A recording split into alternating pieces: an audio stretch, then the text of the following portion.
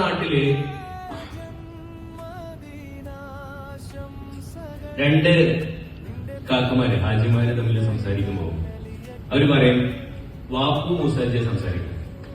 മൂസാജി പറയും വാപ്പു എനിക്ക് അന്തല്ല വിവരമുണ്ട്, എനിക്ക് വിവരമില്ല അന്തല്ല.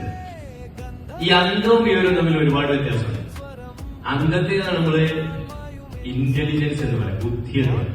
അല്ല, ഇന്റലിജൻസിനെയാണ് നമ്മള് ബുദ്ധി എന്ന് പറയാം. അന്തത്തെ നമ്മൾ എന്ത് പറയും? ഇമോഷണൽ ഇന്റലിജൻസ് പറയും, അതായത് വൈകാരിക ബുദ്ധി. നല്ല ബുദ്ധിയുണ്ട്, പക്ഷെ വൈകാരിക ബുദ്ധി ഇല്ലെങ്കിൽ ഒരു കാര്യമില്ല. എന്താ ഈ വൈകാരിക ബുദ്ധി?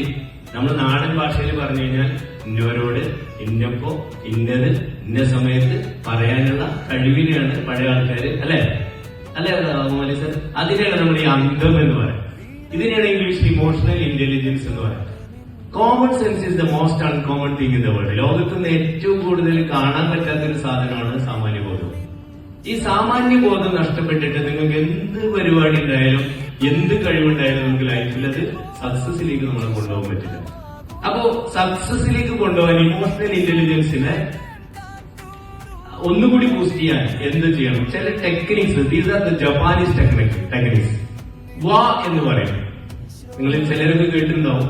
വാ എന്നതുകൊണ്ട് ഉദ്ദേശിക്കുന്നത് ചില ആളുകൾ നടന്നു വരുമ്പോൾ തന്നെ നമ്മൾ വിചാരിക്കും ഒന്ന് ഒഴിവായി കിട്ടിയെങ്കിൽ, കാരണം അവർ ഗോസിപ്പായിട്ടാണ് വരുന്നത്.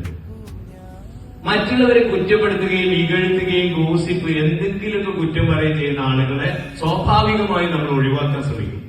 മനുഷ്യരിൽ നിന്ന് അകന്നു കഴിഞ്ഞാൽ പിന്നെ നമുക്ക് ഒന്നും ജീവിതത്തിൽ ഉണ്ടാക്കാൻ പറ്റില്ല. അപ്പൊ വാ നമ്മളെ പഠിപ്പിക്കുന്നത് ഇത്തരത്തിലുള്ള ഗോസിപ്പുകൾ അറിഞ്ഞോ അറിയാതെയോ പറയാതിരിക്കാനും മറ്റുള്ളവരെ കുറ്റപ്പെടുത്തുന്ന ആ ഒരു ശൈലിയിൽ ജീവിക്കാതിരിക്കുകയും ചെയ്യുക എന്നതാണ്.